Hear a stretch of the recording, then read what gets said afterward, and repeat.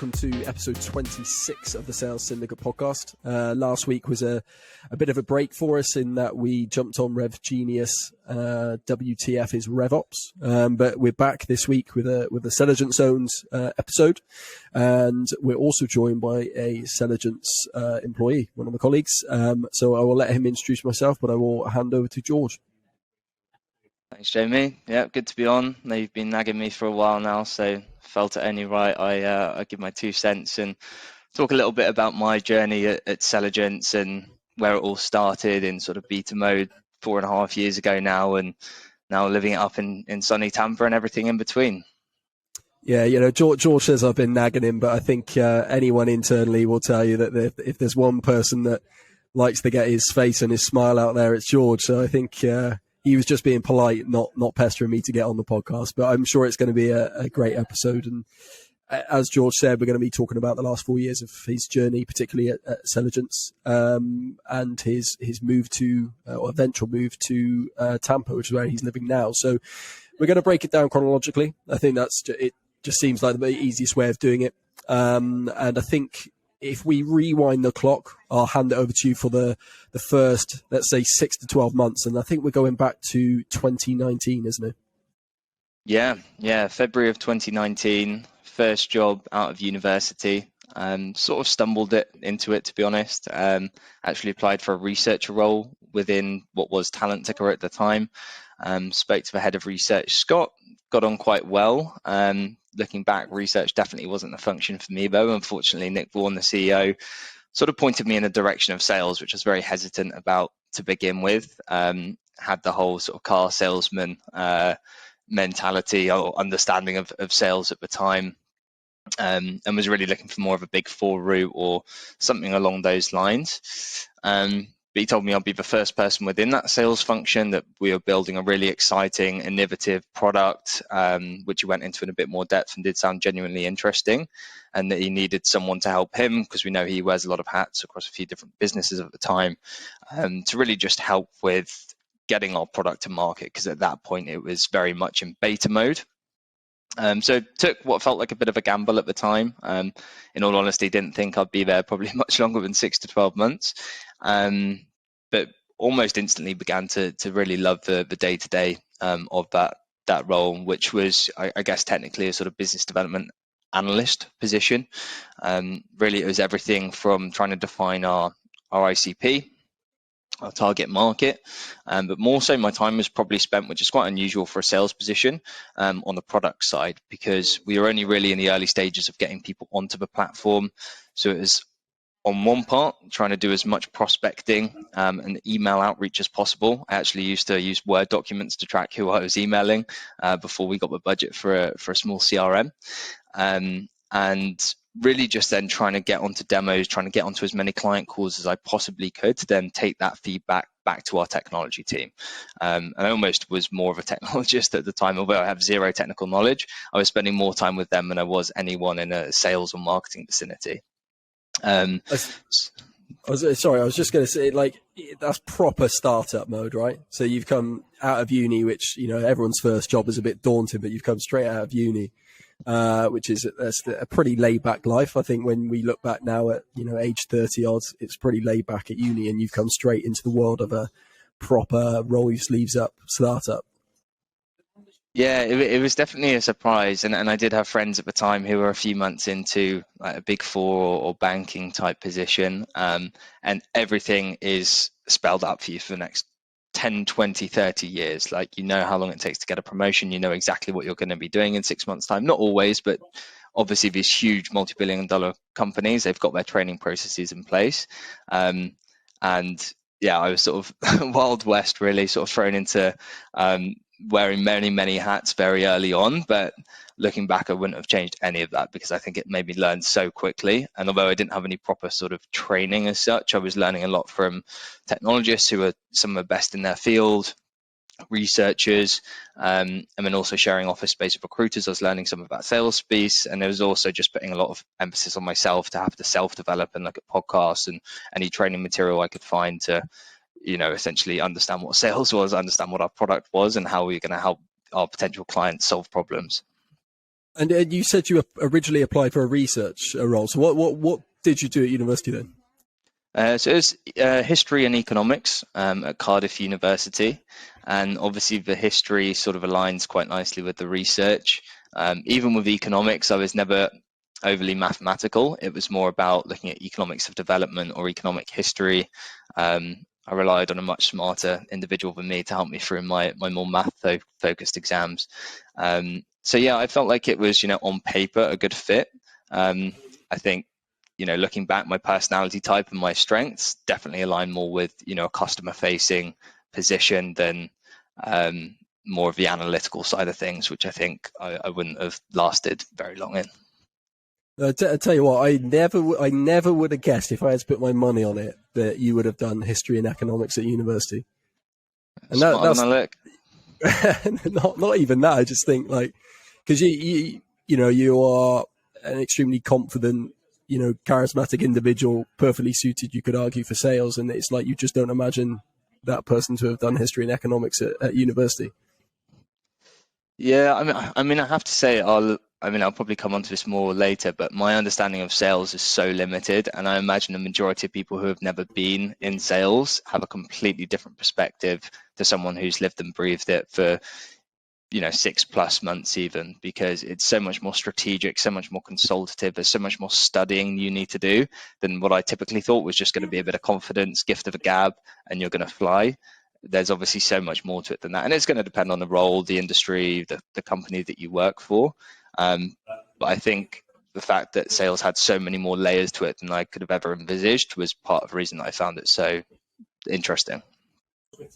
Okay, so you joined as you said a business development analyst essentially, and then am I right in saying you sort of quickly after a few months moved more into a business development exec, like a more pure sort of sales role? Yeah, so after about 6 months, we got the product to monetization. Began to bring on our first few clients, which was quite exciting. We did then also bring on Jason as a director who began to help a lot more on the sales side as well. So we are now going to client visits in London. We were doing a lot more demos and a lot more outbound. Now, a big part of our role still had to be feeding back why clients weren't coming on board to our tech team, or what clients were looking to see more of, what clients were currently enjoying on the platform. So I was doing an element still of, yes, the prospecting, the demoing, and the closing of clients, but also managing them from a post-sale standpoint, and still very involved in that research and technology function. But yeah, really it was transitioning more to a business development executive, bit of a target over my head for the first time. And beginning to think a little bit more strategically when it came to revenue generation as a whole, really. Okay, so after a few months, you're in that sort of business development exec role, and then just run us through that next sort of few months when you were, I guess, a few months you got your feet under the table, so to speak. The products, like you said, is started to monetize it. Our first few clients, I should say. Take us through that next 6 months then, because I think we call it Talent Ticker 2.0, which was like 2020 onwards. So just describe that sort of that middle period. That period before it. Yeah, I mean, it was equally exciting and frustrating. I think taking a product to market as early as we did, and I think it was probably still the right time, but there was still a lot that needed to happen with the product. So, when you go to London on a 2-hour train, you're waking up at 5 a.m. and then you get potentially just myself, which again was quite surreal, going to like these big London offices 9 months into my first job outside of university. But what I will say is, from that first 6 months working with the tech team, my product knowledge was very good. I came to realize my sales knowledge had an acumen, had a lot more to go. But it was even myself or Jason or sometimes Nick visiting these client offices, and sometimes the product would break midway through a demo. Sometimes we'd just find we hadn't produced any content in their market. So that could sometimes be a little bit discouraging, but at the same time we had 100% retention rate. I mean, I think at the time we were on monthly rolling contracts, and we were seeing people get genuine wins from it and ROI within sometimes days of using it. So there was clearly a need there. And it was just making sure we could effectively fill that need, because obviously Nick had come with years of experience and recruitment background. He knew there was a gap in the market for this. It was just making sure we could match up the product to that need. So it was a lot of iterating. It was a lot of back and forth between the tech team who had their own ideas and the sales team who always want to just create features as quickly as possible to make sure that we can retain and grow our clients, without necessarily understanding how much work goes into a lot of those features that I've now begun to learn a lot more. But yeah, I mean, I'd say it was a bit of a learning curve. I definitely learned from Jason, some of the core fundamentals of sort of closing and, how we position a product. I used to do a demo and go through every single feature in as much depth as I possibly could, or I'd get off that demo thinking I hadn't done a good job. I began to learn that actually we want to find the current pain point, the problem, and then provide much more of a solution sale around obviously the gap that they had pointed out themselves. And the fact that we didn't show one feature of a product doesn't really mean much in the long run. In fact, it could actually hinder the demo as a whole. So, I was definitely still learning off a few different people. I'd say the product was still definitely developing, but we were beginning to see some traction, just as obviously COVID comes around the corner. Okay, so after that first year, you've got, like you said, you had built up a core sort of set of fundamental skills in sales, and then if we sort of fast forward to 2020, I think that's when like the first sales department team sort of function was built out more so in terms of a VP of sales coming in, right? Yeah, for sure. So I think, as I say, Jason had really good sales knowledge. And then when Max came in September of 2020, that was then sort of replicated, but from a pure SaaS standpoint, because he come from Meltwater. And it was the first time we had these sort of rigid KPIs in place. And this was on the back of, probably the worst of COVID. So there was a bit of a dip from a previous 6 months in terms of client flow. And obviously it was harder to retain clients when everyone is pausing their hiring or actually reducing their staff and furloughing staff massively. So we did have a bit of a dip. And then we thought, right, let's give it a fresh crack of a whip. Essentially, September of 2020, made a couple of key hires. And that's when I definitely felt I began to ramp up, my sales acumen a lot. From having competition really for the first time, because I'd only ever been working either by myself or with people at like a director or a CEO level. Who had slightly different targets to myself. And now for the first time, I'm sat next to a peer, Corey and Ben, a few others as well. And my biggest trait is probably a very competitive nature. So when they've come in and they've got their own experience from different organizations, I realized how much I still had to do from like a training standpoint. Max was key in terms of setting up proper processes from, how many calls we're making, emails we're sending, to working on conversion rates, how many demos are we booking, how many of those are converting. So, I'd always been working long hours because it required it more from that product side. Now I was working long hours just to make sure I was sort of number one and hitting my KPIs, which was really challenging. But I think, looking back, we can all say that was definitely a period that really helped us all to become successful, whether we've gone on to different businesses or stayed within Selligence, because it was hard, selling a still relatively immature product, but we were doing a very good job of it and getting these like 10, 15 demos in every single week on our own without too much outside support from like an inbound standpoint or an SDR standpoint. It was purely 360 role. So yeah, that's when it began to feel like a proper sales team. And at that point, am I right in saying, like you said, there was no inbound in the sense that there was no marketing function, was there? So the website essentially was the application itself. You could only really log in, and that was it. There wasn't really any brand presence or marketing. Yeah, exactly that. And it meant that, realistically, we were probably targeting quite small organizations. We were obviously still focusing on the recruitment market pretty much 100% of the time. So we were dealing with people who didn't necessarily need as much sort of marketing collateral or case studies, often at that smaller end than some of the bigger enterprise organizations. But at the same time, yeah, it still required us to be have absolute 100% control and ownership of our entire pipeline. We couldn't rely on anyone else. So I think that was good, because there's definitely some companies out there where you're just going to get fed, 10 inbounds a week or 10 SDR demos per week, and that's great. I think we'd all like that scenario, but having to have had to do that ourselves at one point within that process within the last few years definitely gave us an element of resilience, I think. And obviously then when you get onto a more managerial position, you can say, I've been there, I've done that, I know it's hard, but it's doable. And what was it like sort of selling without any of that? So no collateral, no website. What sort of what was the game plan? Yeah, I mean, looking back, it was pretty tough, because I think now definitely there's a lot more solutions and people are looking at sort of rec tech or sales tech a lot more. Everyone expects to be sent a deck to have a bit more information. Everyone expects to see you on G2 or have a really good website where you've got your clients listed or how you compare to competitors. And as you say, we had literally none of that. So it probably takes it back to what I went through earlier in terms of just making sure we find that pain point. Because if you're just going to demo a product and have not much to follow up with after that call, we know how quickly a buyer is just going to go on to their next conversation and forget about you pretty quickly. And it's quite hard to follow up with value if you don't have any case studies or anything overly relevant to them. So yeah, what we tended to do was actually try and shorten that sales process as much as possible, which was made easier when you're demoing smaller companies, where often it's just a decision maker and not too many other stakeholders within the business. But even on that first conversation, we're understanding within the discovery, what's your current tech stack look like? What are you currently struggling with?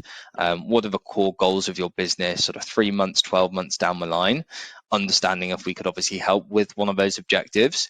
And then we're framing that demo from a first point of contact as, this is what we discussed on the phone. This is exactly what our solution can provide. If I can show you, how we can do that throughout this call, is there any reason why you wouldn't be able to move forward? And to be honest, at that point, we're pretty competitively priced anyway, so it's not a big financial commitment for a lot of these organizations. But it just meant that without necessarily needing to have some of that marketing and collateral, we could often get deals done on the very same call, if not a few hours later or a couple of days later. And then, that how long were you in, I guess, that still in that core sort of sales team? Or what was your role at the time there? Yeah, so that was, I think I'd actually done relatively well despite the COVID pandemic in 2020. So I was technically a BDM at this point, business development manager, which doesn't actually mean I was managing anyone. When we were hiring new people in, all the BDMs would have an element of training and management responsibility, but not officially. So that was still BDM, and it was really solely focused on myself, hitting my own targets, and trying to develop as quickly as possible, to be honest. And then into 2021, the team began to grow slightly, a little bit more management responsibility, doing a little bit more training, lunch and learns, etc. And that was actually when we began to launch for the first time a bit of a satellite office, helping to branch out into the US. So we'd always done a little bit in the US, but it was probably less than 5% of our total client volume. And in 2021, the goal was to actually launch a physical office into the US. But obviously before doing that, we wanted to make sure that the product still worked there, that we were going to be able to get traction, and that we could justify building up that physical office. So yeah, so January of 2021, I'm still technically a business development manager at that point. But I'm beginning to work some pretty inconvenient hours. I think it was roughly 11 a.m. till 9 or 10 p.m. To ensure that we could catch the West Coast, who are obviously 8 hours behind. And I've got it on my notes here that so 2021 was a big year for you, wasn't it? In terms of, I guess, evolution, growth, self-development. So because you moved out of sales, and am I right in saying that you moved into client success to help build out that function due to the increase in customer base? Yeah, so 2021 was a big year. So first sort of 6 months doing those long hours with Nathan, who always wanted to spend 2 or 3 of those hours at the pub having pints. So it was hard to keep on track sometimes, but overall, sometimes that was helpful when you're working that long of a day. And to be honest, the US market is a lot harder. No matter what anyone says, your connection rates are going to go down from what we were seeing is roughly sort of 30-40% connect when you're calling someone's mobile in the UK to probably a 5 to 10% connect ratio if you're lucky in the US. So it could be quite demoralizing sometimes. But overall, again, it was something that I definitely don't regret doing, and it was really useful to actually, obviously looking back now, get that early exposure to the US market and really understand the differences. And then I went into a sales manager, so got promoted to a sales manager position in about June of that year, and began managing for the first time properly a team of 3. And I was really enjoying that role, doing really well. The market was really hot at the time. Obviously, we're sort of coming out of a COVID pandemic at this point, and a lot of recruitment companies are growing massively. They're bringing on clients left, right, and center. We're beginning to develop our products, so we've got a candidate sourcing solution as well. So, results are really good. I was loving the day-to-day. The team were doing well. And then sort of out of nowhere, in November of 2021, we did have someone leave the customer success division. They were currently heading it up at the time. At this point, we've probably got 300 clients. So bear in mind, only about 18 months prior to that, we'd hit monetization. So some pretty quick growth. Obviously, with that comes a lot of growing pains. And my perspective of CS had always been, yes, you're going to have some problems to deal with, but it must be a piece of cake. It must be so easy. If someone's buying a solution now, and then we're only going to develop a product and make it so much better within the next 12 months, how on earth are you ever not going to renew a client? So, I wanted to stay on the sales side. It's where I was being successful. It's where we had a really good team culture. But then again, we were having conversations about this open vacancy, and I did have my hesitations because I thought, again, is it more of a customer support role? Do I want to be dealing with, onboardings and trainings when I'm used to sort of demoing and what I saw was more of an exciting part of the organization?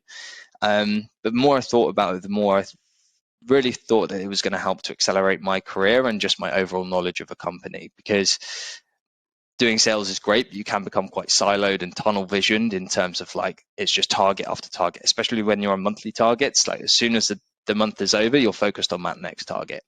And my knowledge of a wider business, looking back again, definitely wasn't as vast as it could be. So, for a few reasons, I thought it was worth the gamble to essentially move into a role where I was heading up CS, and I didn't know a huge amount about it, but I felt like I could have a pretty positive impact. And looking back, it definitely came with its challenges, but it was definitely a move I don't regret making, because I learned a lot and had much bigger impact, I think, in that next 6 to 12 months than I would have ever done staying in the sales position. So in terms of the why, it was the business sort of was, I guess the business was open to you, someone who was experienced in the product, moving into that role. 2, the challenge. 3, I guess, knowing you for the year that I've been here now, I could definitely say that you like the challenge, don't you? You like something that's not just clock in, clock out, piece of cake sort of thing, like you thought it would be. Yeah, so I think there's probably a few things to explain it, because it is a big shift. You don't often see people who are doing relatively well in sales move into customer success. It happens, but not too frequently, and to be honest, vice versa. But I think they thought I was quite well suited because I did have that 2 or 3 years of product knowledge.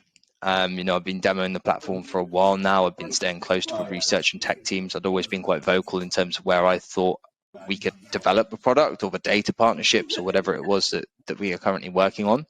And then what's also quite unique for a salesperson is I actually quite enjoyed staying involved with that client in the post-sale process. So traditionally, you get that contract signed, you're going to chuck them to CS and hopefully never see them again.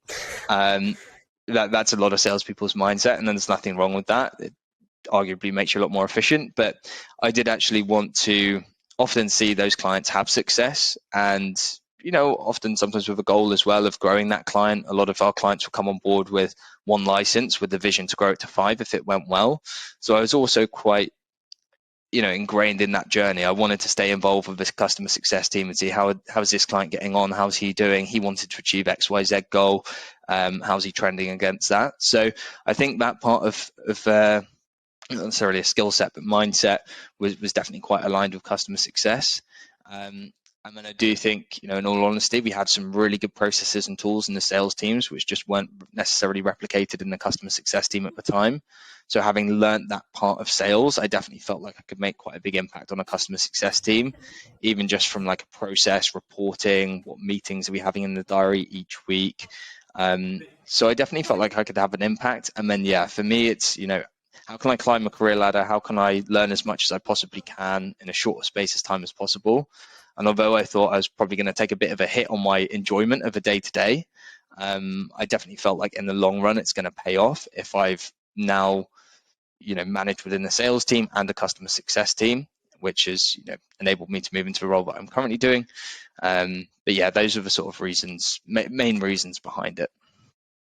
It's interesting hearing you talk about that, I guess, potentially old school mentality of sell and then just chuck it on and you don't care about it because you've sold it and you've got the commission or whatever. But because as a business now, it is, it's ICP or nothing, and it's about client retention and that growth and stuff. So would you say that, like you said, that mindset you had of you actually quite enjoyed staying with the client? Were you one of the first people to sort of spearhead that mentality, that strategy in the business? Yeah, I mean, I think the goal was always there. Like, CA, client acquisition, sales should always be involved in that client journey. It's going to make it a lot more seamless for them.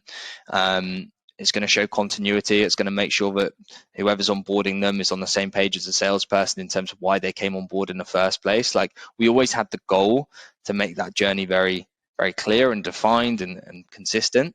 For whatever reason, whether it's being too busy, whether it's having a target on your head that was more of a priority at the time, I think sometimes that journey wasn't quite as slick as we wanted it to be.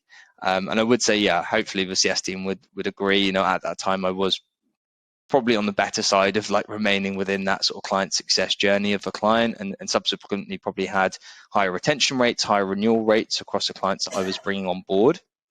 And of course, still being a startup organization, clients are going to sometimes have concerns.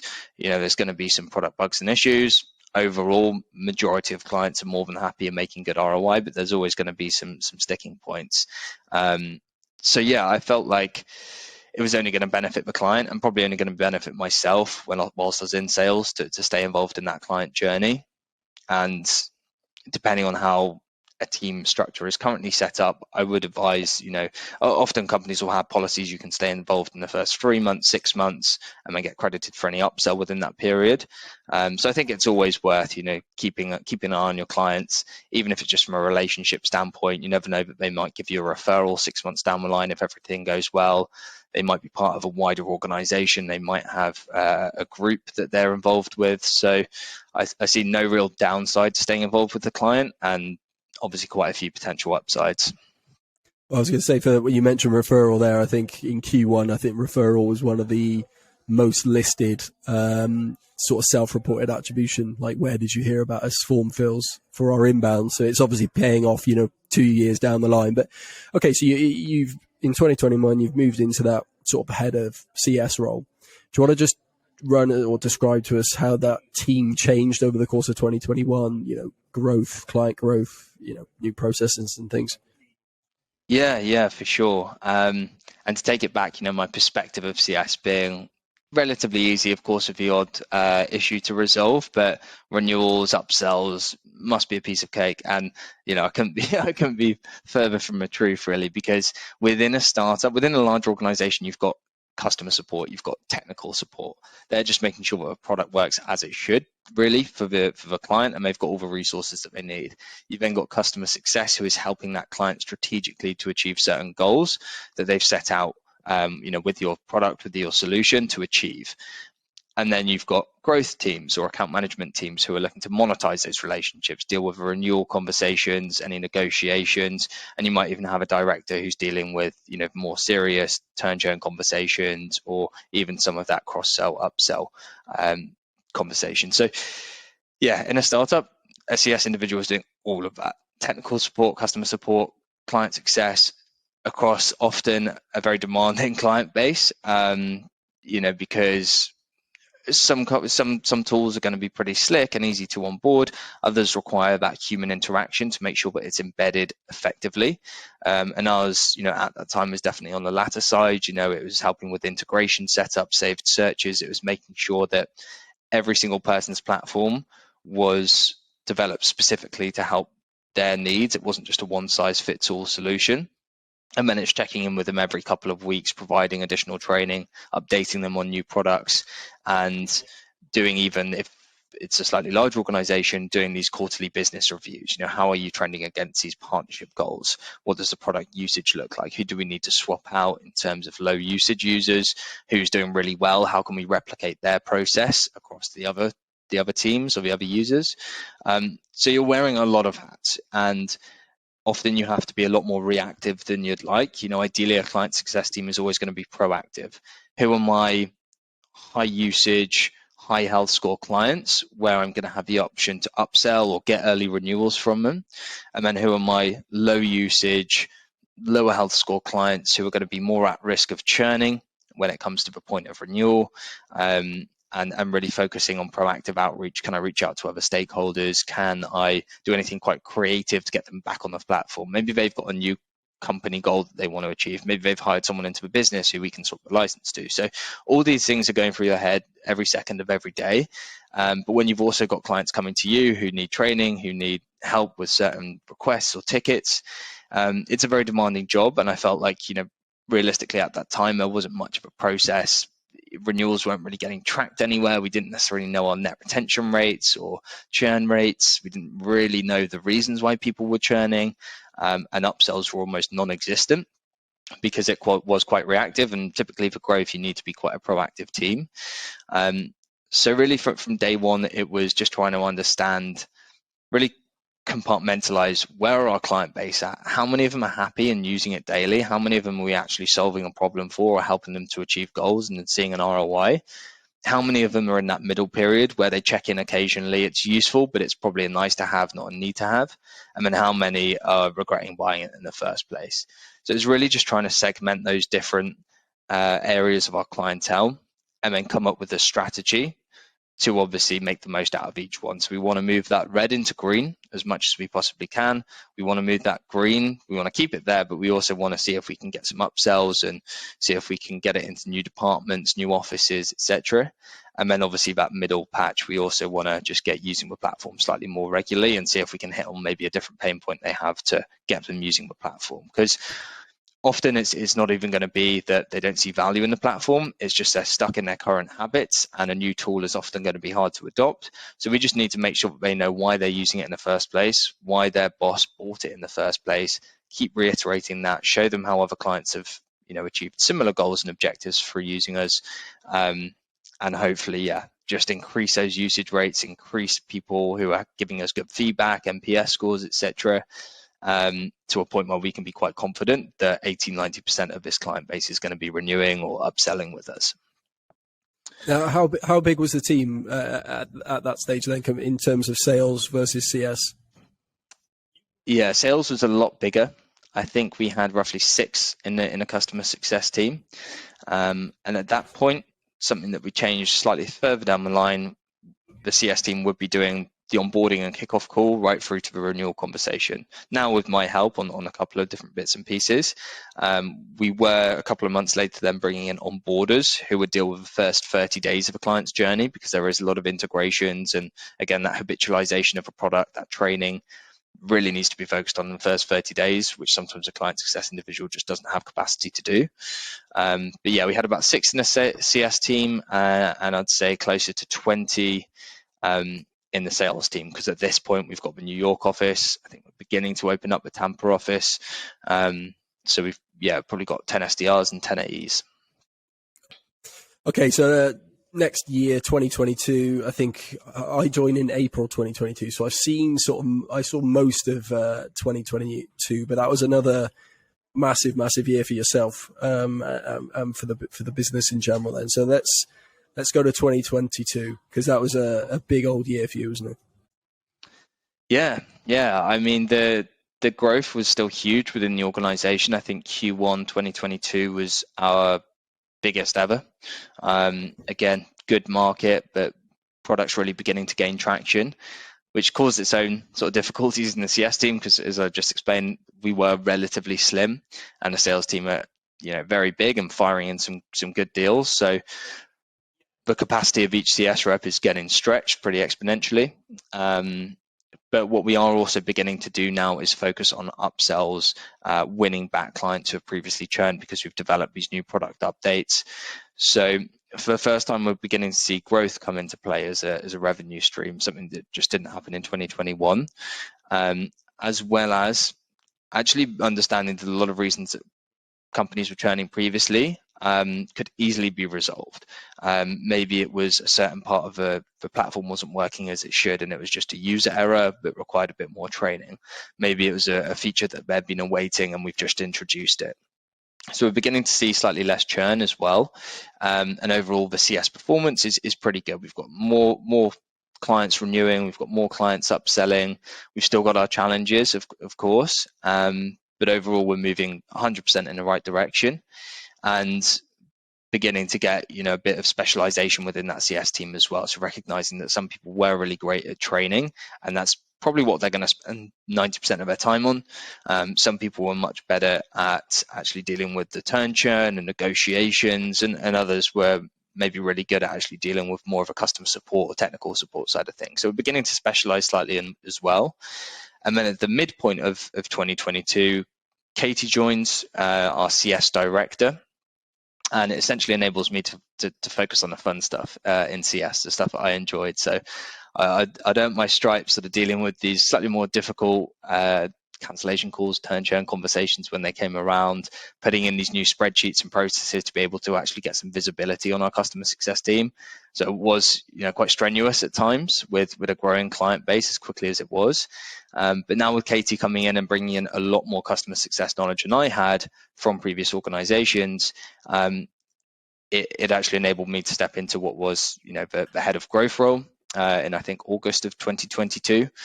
And really begin to map out our client base from an upsell, cross-sell, and expansion standpoint. So head of growth can often mean a role more similar to yours. Obviously, a lot of people think I'm in marketing, but head of growth in this role is really just focused on our existing client base and making sure that they're as happy as they can be, making sure that we can really begin to monetize those relationships as much as possible through either getting more users on board because the current ones are making a great ROI and it's having a really positive impact on their day-to-day. It's through potentially upselling on products. So they might just have our candidate sourcing tool and now they have our business development tool. For sales teams, they might be using our prospecting tool requiring more credits. So there's been a few different products that we can upsell.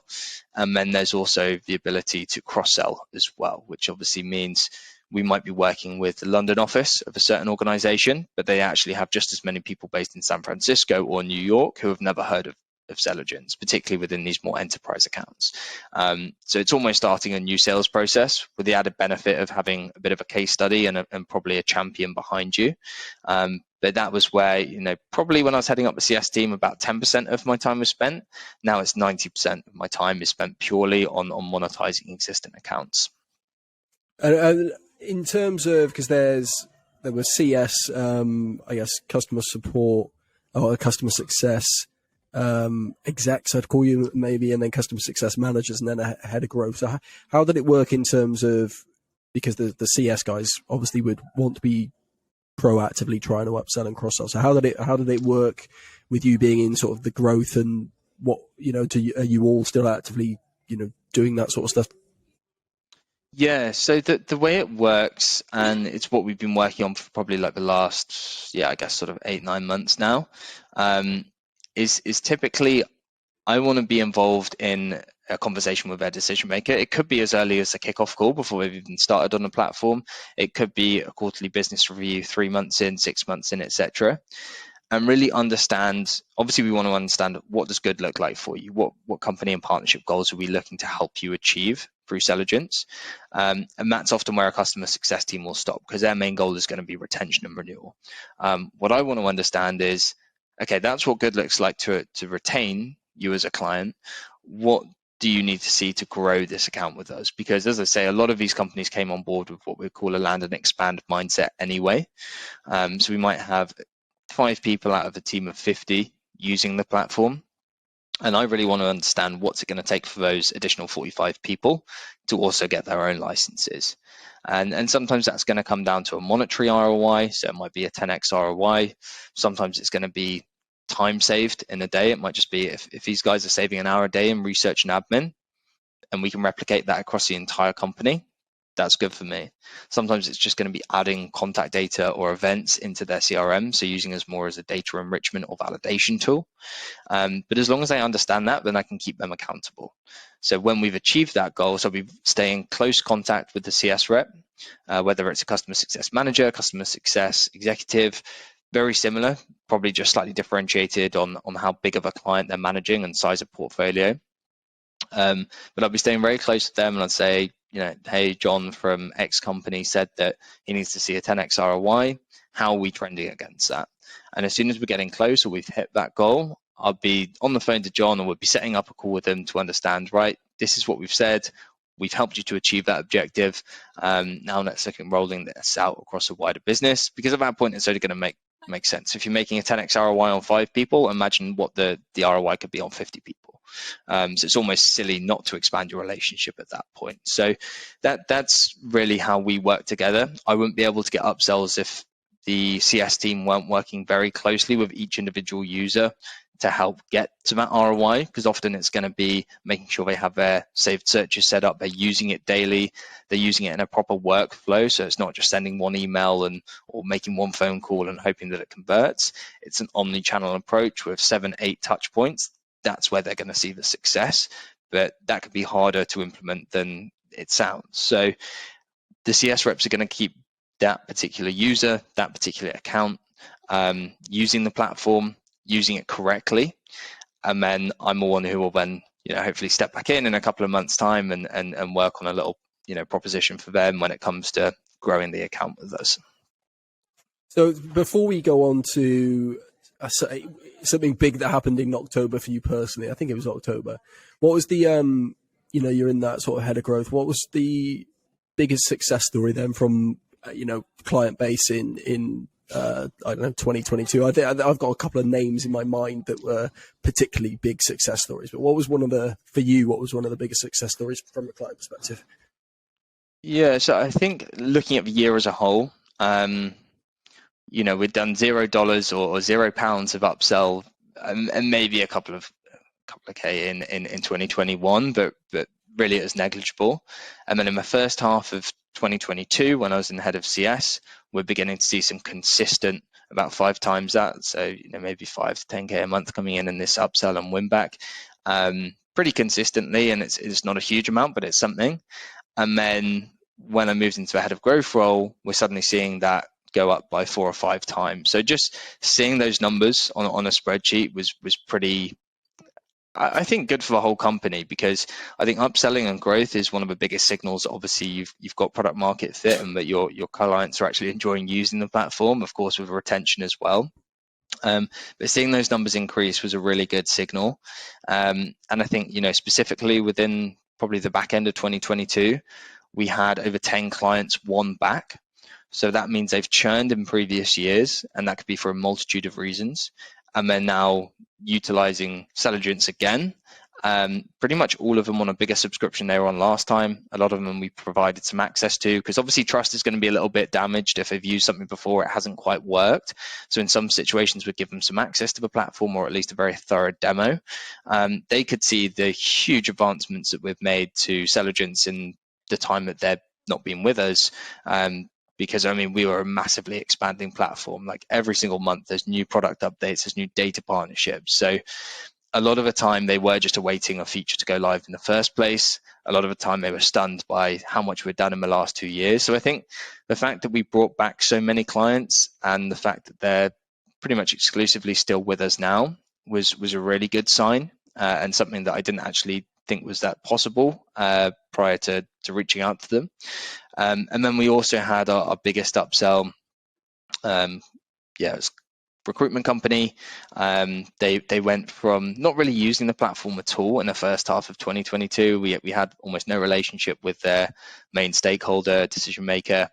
I mean, about 3 months prior to renewal, I think I actually booked in a QBR with them, and then Kat, one of our customer success managers, ran them through some of our recent product updates, including the Chrome extension that we just developed. And suddenly, from having a few users on probably the wrong package for them, they went to 40, 50 users and living and dying through this Chrome extension. So it's a good example of just understanding like what we sell isn't necessarily going to be the correct tool 6 months down the line. It might not even be the correct tool 1 month down the line, because the market's going to change. Their company objectives are probably going to change. Their team could completely change. So it just shows how you need to stay so involved with each and every client on a pretty regular basis, and not just assume that we've sold the right thing from a get-go, that they're using it correctly. But actually, we could be having a much bigger impact on their business if a different part of their organization was using us, or even, using it in a completely different way. So that was a big one, definitely the biggest upsell of 2022.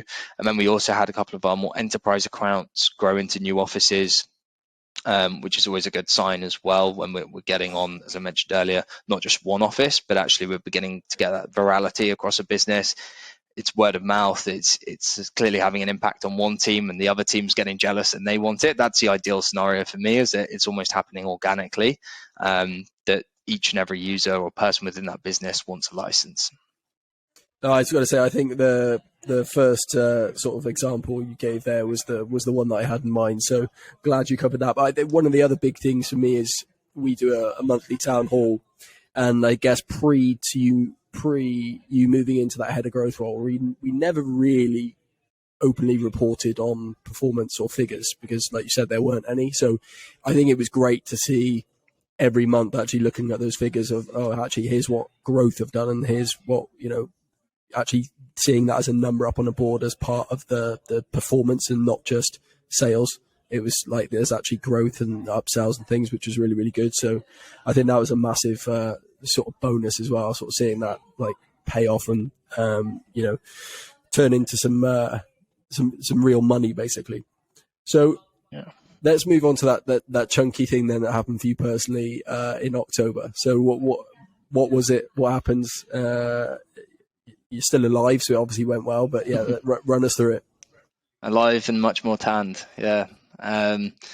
Managed to make the move to the US, and it was something I was talking to Nick and previously Max about for some time. I'd lived in London for 10 years growing up, then Cornwall, then Cardiff. So I'd always sort of moved around, and I definitely wanted to move to a completely different country at some point. I didn't necessarily know where, but I always knew in the back of my mind I wanted to have like a big life change, switch things up a little bit. I'm terrible at different languages, so it's pretty limited to probably Australia or the US. And as soon as we opened up a Tampa office, it was ideal. I was fixated on it because I love the sun. The tax rate's pretty good. It's a massively booming city. It's having some of the highest growth in like house prices and people migrating here out of any other city in the US, which is good and obviously bad in some ways as well. But I mean, yeah, having lived here for pretty much 6 months to the day now, completely different world, and exactly what I was hoping it to be, and a lot more. Obviously some cultural differences, when it comes to like sales and the team as a whole. I think there's definitely a different mindset. I think you definitely have to be a lot more resilient, because people will swear at you down the phone a lot more than they will in the UK. I think people are much more ready to just hang up on you from a get-go. So, and that was obviously something I'd experienced helping to launch our satellite office, I guess about a year prior. But even when I was doing that, I had the end goal in mind of moving to the US. It was definitely a goal of mine for some time. And yeah, the last 6 months have been great. I can't see myself ever going back to the UK, unfortunately. Yeah, I was going to say, week in, week out, when we have some sort of call or catch up, I've been seeing your skin tone gradually get darker and darker, and mine get paler and paler. But no, aside from the amazing weather and the things you've said about the culture and stuff, obviously you went over there to sort of help, I guess, not build out the office, but go over there, and I guess it was to have more of a footprint from a growth perspective in the US, right? Yeah, for sure. So yeah, as much as like the whole appeal of Tampa was huge, there was also a big business case for it, in that the US is a bigger market than the UK naturally for sales teams, for recruitment teams, and it was definitely going to be the area of focus for us to really build out. So yeah, it made sense from both angles. We've spent a lot of time with our US clients. It's very different in terms of a competitor landscape, and often actually the pain points or goals we're looking to achieve. So it definitely just can't be replicated in terms of what we're doing in the UK to the US. And I think the more people we had on the US side who were sharing, what was happening over here, what was working well here that wasn't in the UK, what's, vice versa, the better. But yeah, it's been an interesting few months. Obviously, the wider sort of macroeconomic conditions and the tech market as a whole has caused challenges on us, as it has a lot of other businesses. But for the most part, we're doing pretty well in the US market. Our US clients are growing. We've had a few come back to us this month alone, from like a win back standpoint. And then, it's quite exciting what this year could bring, because I think the markets are beginning to stabilize slightly. We're beginning to see a bit more traction and definitely more demand for our solution, whilst sales teams and recruitment teams look to do more business development. So yeah, it's been an up and down few months from a work perspective. I'd say definitely mainly up. But definitely excited to see what the next few months can bring, and definitely sort of building out this US function is going to be a key focus of mine, and I'm sure for the company as well.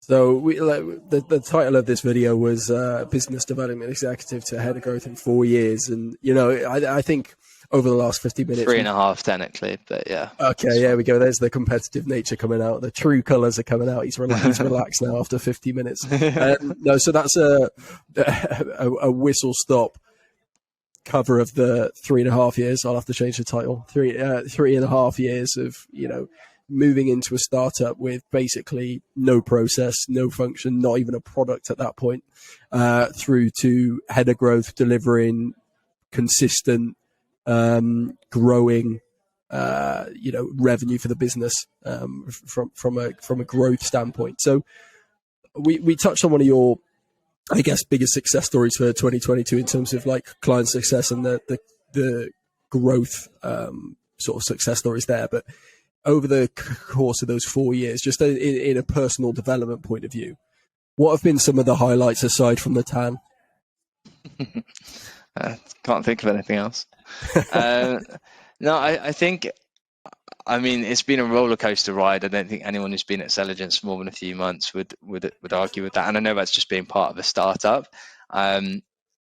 As I say, I think in that first year, it was just so interesting for me to learn so much from so many different departments and have immediate access to the CEO, to the head of technology, people with 10, 15 years of experience who've been at big companies before.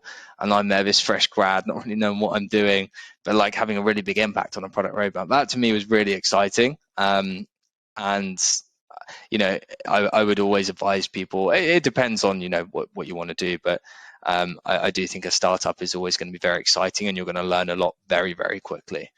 And I think, we always had and have a really good culture as well. I think it would have been a lot harder having that sort of chaotic environment if people weren't as collaborative and supportive as they were. So, cross-departmentally, as well as sort of within your own department, people are lending each other support. The Slack channel, the Teams channels, constantly pinging. If anyone needs any help with anything, people are going to be jumping in to help support. So I think that's definitely been like a consistent highlight across the 4 years, has just been like how well the different departments get on with each other, and like the sort of spirit of the organization, like all heading towards this end goal essentially.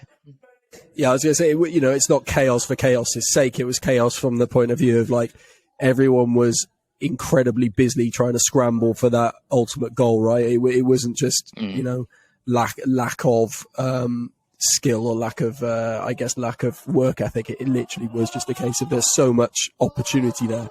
So if you can hear in the background, we've got a little, speaking of the culture, we've got a putting, mat or golf club, and they're going from one end of the office at the back here, probably about 100 feet up the other end, trying to putt a hole in one, which is the what you can hear in the background there. So, do you miss that side of things in that Cardiff is our HQ? Yeah, I can do from time to time, and it's definitely been another positive of the last 4 years. At times, and clearly now, we've had some really good groups of individuals, and the culture's been amazing. It's whether it's been Friday beers consistently, whether it's been going out on hikes or going to play tennis, whatever it may be. There's always been a good unit of people who get on very, very well within the organization, and even people who have left for whatever reason have always stayed in touch and sort of stayed involved within the organization in some sense. So yeah, I can definitely attest to that.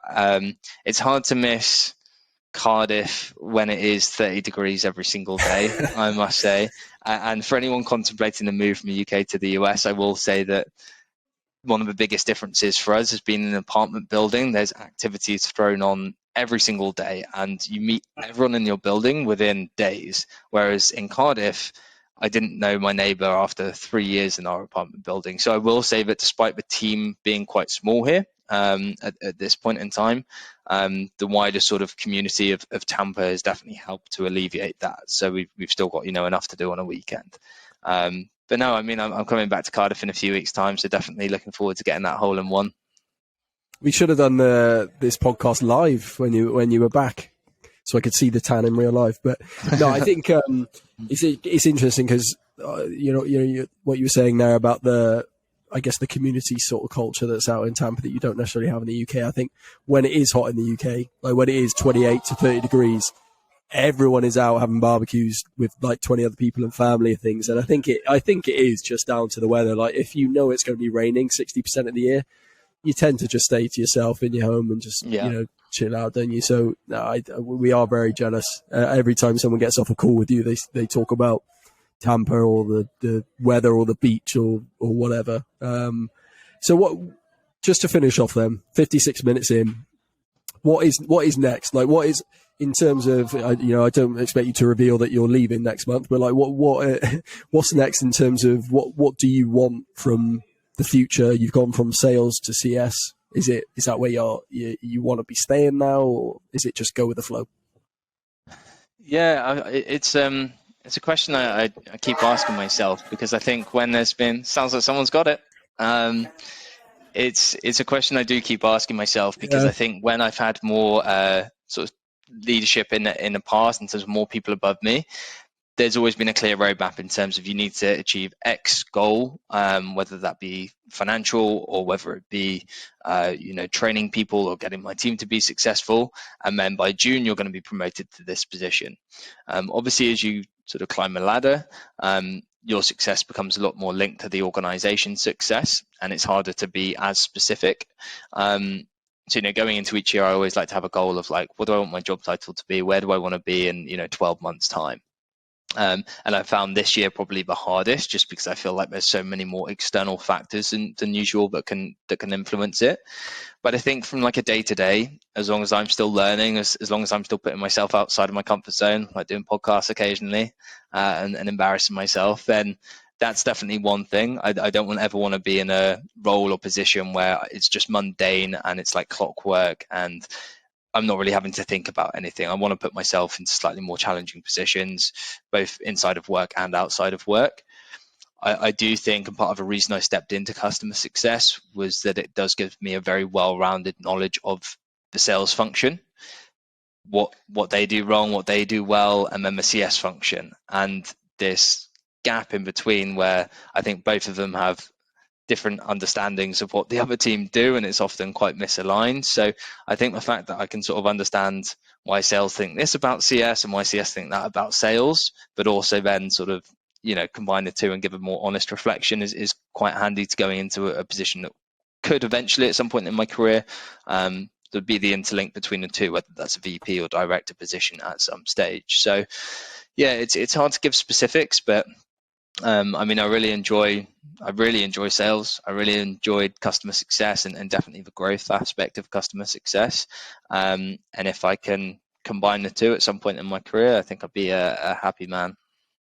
I was going to say, just to your point there about, one day getting to director or chief exec or, CRO or whatever, I think someone was saying that the best like directors of sales or VPs of sales have actually worked in customer success to a degree, or they've been, in a business that is the massive believers of customer success being a core 50-50 split or whatever. I guess it's that like old school mindset of sales is sales, and true salesmen and CS now, they could never do sales. They're not hardcore enough, I think that's an old school mindset. Sure. So I think you've definitely, like you said, set yourself up for I think from the get go, you said it was all about what's going to get me the most amount of career growth in the shortest space of time, and I think you've definitely set yourself up for that. I do also think, just to your point, people are becoming more and more aware of the importance of customer success. I do think it used to be seen as a customer support function to make sure that clients were retained, and now people are seeing that it can actually be the biggest revenue stream, particularly in today's market where it's far more hard and costly to bring on new clients. There's additional layers of due diligence, there's more competition. If you can maximize growth within your existing client base, it's far less costly, it's far more profitable. So I do think customer success is only becoming more important in the wider conversation, in the wider market. So yeah, I'm definitely glad to have sort of made that transition when I did, gain exposure to both. I wouldn't be averse to going solely back into one or the other, but I think combining the two and trying to bridge some of those gaps between the two different functions would definitely be an area of hopeful strength. No, I think you mentioned Katie earlier, our director of CS, but I think she said, net recurring revenue is the safest form of revenue. Like you said, there's no cost to keeping customers on board aside from the cost you've already got. You don't have to spend to attract them. So the more that you can retain, the less holes you've got in your bucket, the better for the business. So I think that's definitely a mindset shift for the business over the last 4 years, but businesses in the industry in general, especially when the market is as tough as it is now, let's say. But no, it's been great to chat with you over the last hour. I will change the title to BD Executive to Head of Growth in 3.5 years. I might actually get the exact number of days. That would be good. Just to be precise. But no, it's been great to talk with you, and hopefully we'll get you back on soon. But your fingers crossed you didn't find it too awkward or too, I think you were a little bit nervous, you said even. No, I don't get nervous. Don't know where you got that from. Shame I wasn't recording that bit, but wasn't it? But no, it's been great chatting, and hopefully we'll get you back on soon. Nice one. Thanks, Jamie.